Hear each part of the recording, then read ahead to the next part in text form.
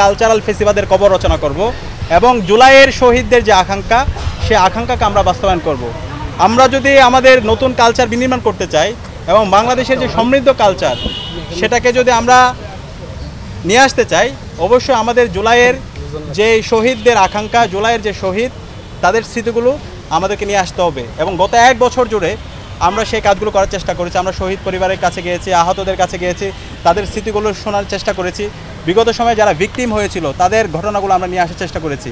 আমরা এমন একটি কালচার এখানে এস্টাবলিশ করতে চাই যেখানে মুসলমান যারা আছে তাদের কালচার সে নির্বিঘ্নে সে করতে পারবে, উৎসব পালন করতে পারবে। আমার যে হিন্দু আছে, আমার যে চাকমা, মারমারি, ত্রিপুরা, রাখাইন সহ সকল ধর্মাবলম্বীরাই তাদের নির্ভয়ে তাদের কালচার তারা চর্চা করতে পারবে এবং সেই ধরনের একটা কালচারাল সেন্টারের হাব হয়ে উঠবে ঢাকা বিশ্ববিদ্যালয়। এখানে কোনো পরিচয়ের কারণে কাউকে আদারিং করা হবে না, কাউকে ক্রিমিনালাইজ করা হবে না, কাউকে কর্নার করা হবে না। তো এই যে বৈচিত্র্যের মধ্যে ঐক্য, এই কথাগুলো আমরা বারবার বলছি।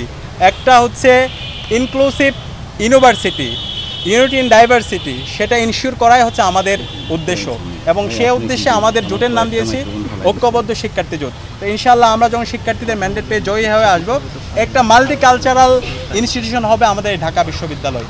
একই সাথে আমরা বারবার উদ্বিগ্নতা প্রকাশ করছি বিশ্ববিদ্যালয়ে আমাদের নির্বাচন কমিশনের সামগ্রিক তাদের অ্যাক্টিভিটি এবং তাদের পক্ষপাতিত্বমূলক আচরণ দেখে।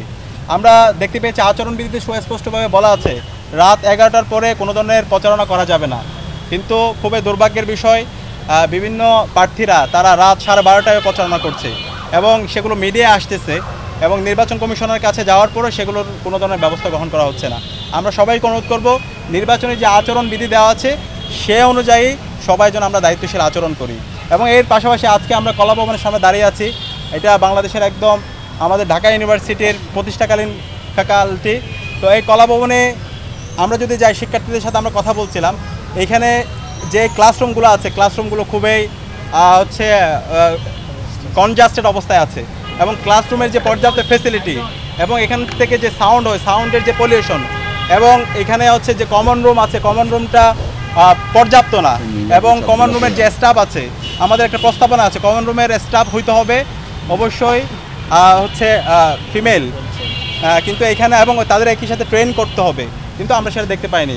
একই সাথে এই আমাদের যে হচ্ছে গবেষণার জন্য আমাদের কলাভবনের শিক্ষার্থীদের যেভাবে তাদেরকে গবেষণা কাজে সংযুক্ত করা দরকার এবং বিভিন্ন ধরনের ক্রিয়েটিভ কাজে তাদেরকে এঙ্গেজ করা দরকার এবং সেখানে যেভাবে বাজেট দেওয়া দরকার তা আমরা দেখতে পাচ্ছি না। একই সাথে কলাভবনে যে লিফটটা আছে সেই লিফটটা আমরা বিগত সময়ে বিভিন্ন সময় দুর্ঘটনা দেখতে পেয়েছি এবং এতবার অভিযোগ করার পরেও সেই লিফট সংস্কার করা হচ্ছে না। তো ইনশাআল্লাহ আমরা শিক্ষার্থীদের ম্যান্ডেট পেয়ে জয়ী হয়ে আসার পরে যে মৌলিক যে সমস্যাগুলো আছে বিশ্ববিদ্যালয় প্রশাসনকে সেগুলো আমরা সংস্কার করতে বাধ্য করব এবং শিক্ষার্থীদের যে প্রত্যাশা সেই প্রত্যাশার আলোকে আমাদের ঢাকা বিশ্ববিদ্যালয়কে আমরা নতুনভাবে বিনির্মাণ করব, সেই প্রত্যাশা ব্যক্ত করে আমি আমার কথা এখানে শেষ করছি। আসসালামু আলাইকুম। একটা প্রশ্ন ছিল যে আপনাদের যে ব্যানার যেটা লাগিয়েছিলেন আপনারা সাদা কালো, ওইটা ভেঙে ফেলে এবং হচ্ছে হিজাবি নারী তাদের উপরে হচ্ছে আঁকাআঁকি করার পরে আপনাদের ব্যানারের বিপক্ষে নিষেধাজ্ঞা দিয়েছে প্রশাসন, এই বিষয়ে আসলে আপনাদের রিপ্লাইটা মানে কালকে চলে আসছে আশা করি। আমরা এটা নীতিমালা ভঙ্গ করি নাই, এটা ছিল গাছে লাগানো এবং হচ্ছে স্থাপনায় লাগানো, গাম দিয়ে লাগানো, এগুলোর রেস্ট্রিকশন ছিল নীতিমালাতে।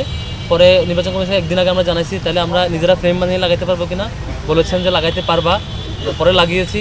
হঠাৎ করে রাতে ওনারা তো রাত বিরাতে হয়ে আসে, রাতে হঠাৎ করে এই অ্যানাউন্সমেন্টটা দেয় যে এগুলো খুলে ফেলতে হবে।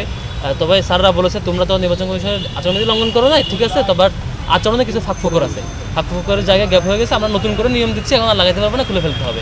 তখন আমরা বলেছি তাহলে ঠিক আছে আপনারা প্রক্রিয়ার টিম দিয়ে খুলে ফেলেন, আমরা নিষেধ করবো না। এটা হচ্ছে আমরা অনুমতি নিয়ে লাগিয়েছি, নিয়ম নীতির মধ্যে লাগিয়েছি, ওনারা আবার নতুন করে নিয়ম জারি করেছেন, নতুন মিটিং করে সেই নিয়মের প্রেক্ষিতে ওনারা খুলে ফেলেছেন, আমরা দ্বিমত করি। এখন শেষ পর্যন্ত আর কেউ মানে এখন নতুন নিয়ম অনুযায়ী কেউ কোনো ফ্রেম বানিয়ে লাগাইতে পারবে না, আগের নিয়ম অনুযায়ী ফ্রেম বানিয়ে লাগানোর সুযোগটা ছিল আর কি। আচ্ছা, এই হচ্ছে বিষয়।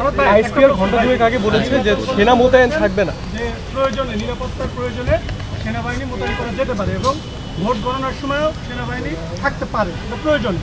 আপনারা কি মনে করছেন যে আইএসপিআর জানিয়েছে যে থাকবে না, সেই বিষয়ে আপনাদের মতামত? কোনো বিষয় আপনারা কি দেখতে পাচ্ছেন? এটা আমাদের সাথে পরামর্শ করে নাই এখন পর্যন্ত, আমরা ফিডব্যাক দেওয়ার সুযোগ পাই নাই। আর নির্বাচন কমিশনের কোনো সিদ্ধান্ত আমাদের আসলে আমাদের কথা কখনো শুনে বলে মনে হয় না আর কি। এখন পর্যন্ত সবগুলো সিদ্ধান্ত এরকম, এই স্টিল এটা নিয়ে আমরা অবজার্ভ করছি যে সেনাবাহিনী থাকবে না। তো এই বিষয়ে আপনাদের মতামত কি? আপনারা কি এই বিষয়ে কোনো আপনারা কি চাচ্ছেন স্বাভাবিকভাবে ক্যাম্পাসে সেনাবাহিনী থাকার কথা না, তো ক্যাম্পাসে কোনো সেনাবাহিনী আসে না, ক্যাম্পাসের বিষয়গুলো আলাদা করে ম্যানেজ করে। তো ওনারা নির্বাচন কমিশন তখন যেটা আমাদেরকে ব্যাখ্যা দিয়েছিল বাইরের শৃঙ্খলার জন্য, যেহেতু রাষ্ট্রীয় ইলেকশন সবার আগ্রহের জায়গায় বাইরের শৃঙ্খলার জন্য রাখবে, এরকম একটা ব্যাখ্যা দিয়েছিল, কিন্তু এটা অনেকে প্রতিবাদ জানিয়েছে। তো নির্বাচন কমিশনকে এই সিদ্ধান্ত গ্রহণের ক্ষেত্রে সকল স্টেক হোল্ডারের সাথে পরামর্শ করে সিদ্ধান্ত গ্রহণের অনুরোধ জানাতে পারি, এটুকু আমরা বলতে পারি। তবে আমাদের সাথে ধরনের কোনো কনসার্ন, কোনো আলাপ, কোনো ধরনের পরামর্শ স্টিল কেউ এই ধরনের করে নাই, এবং সব সিদ্ধান্তগুলো ওনারা ওনাদের মতো করে নেয় আর কি। আমরা কি ফিডব্যাক দিলাম কি দিলাম না, এটা ওনাদের কিছু আসা যায় না, এখন পর্যন্ত এরকম হয়েছে। ঠিক আছে, ধন্যবাদ। Thank you. এই যে এখানে সব ছেড়ে দিয়ে